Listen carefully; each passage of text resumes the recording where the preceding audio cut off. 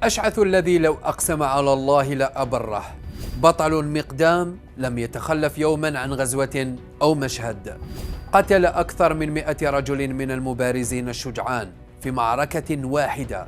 كان حماسيا يعشق مواجهة أعداء الله، حتى أن عمر بن الخطاب كتب ذات مرة ألا يولوه على جيش من جيوش المسلمين خوفا من أن يهلكهم بإقدامه وفرط شجاعته.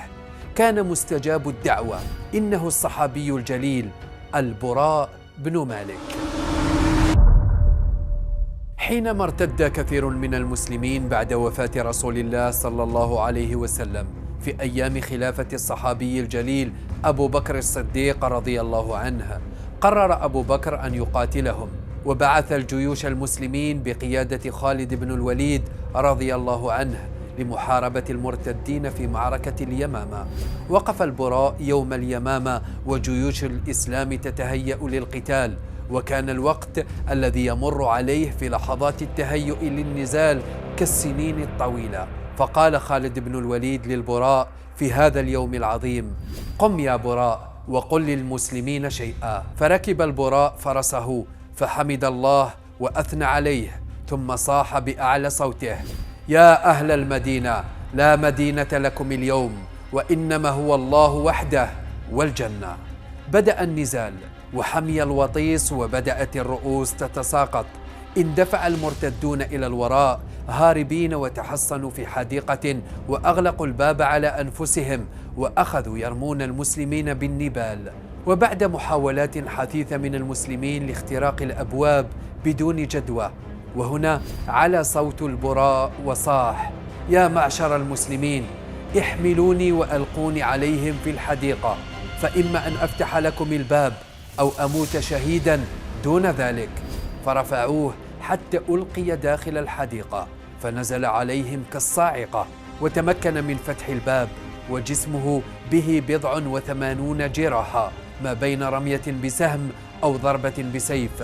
فتدفق المسلمون على حديقة الموت، وحصدوا بالسيوف رقاب المرتدين، حتى قتلوا منهم في هذا اليوم ما يقارب 20,000. ووصلوا إلى مسيلم الكذاب فأردوه سريعا، وانتصر المسلمون باليمامة بفضل الله، ثم بشجاعة عاشق الموت والشهادة البراء بن مالك رضي الله عنه.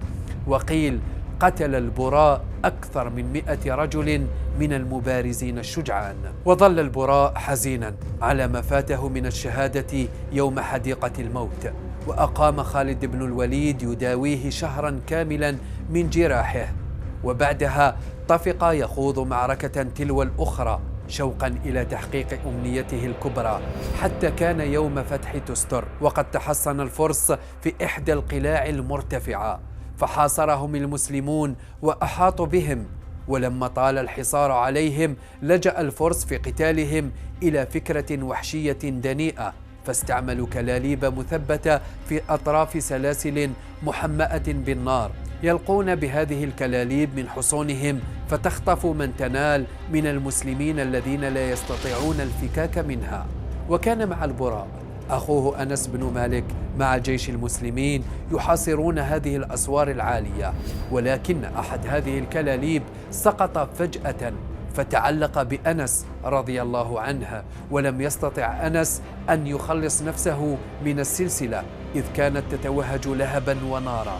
وما إن أبصر البراء المشهد، فأسرع نحو أخيه أنس الذي كانت السلسلة محمأة تصعد به على سطح جدار الحصن. وقبض البراء على السلسلة بيديه، وحاول بكل قوته أن يفكها ليخلص أخيه، حتى قطعها ونجا أنس بعد أن قطع الحبل. ثم نظر إلى يديه فإذا عظامها تلوح وقد ذهب ما عليها من اللحم. وفي هذه المعركة دعا البراء أن يحقق حلمه، فأجاب الله دعاءه، واستشهد رضي الله عنه في سنة 20 هجرية، حيث خر صريعا شهيدا يرجو لقاء ربه وحبيبه النبي الكريم. هؤلاء أولياء الله الذين تحدث عنهم النبي عليه الصلاة والسلام. ضربوا لنا المثل في أن الإنسان ليس في مظهره وليس في مستواه الاجتماعي ولا في علم أو مال أو صحة أو سلطان، ولكن قيمته في القلب الضارع إلى الله عز وجل، وقلوبهم معلقة بالله. كانت الدنيا في يدهم لا في قلبهم.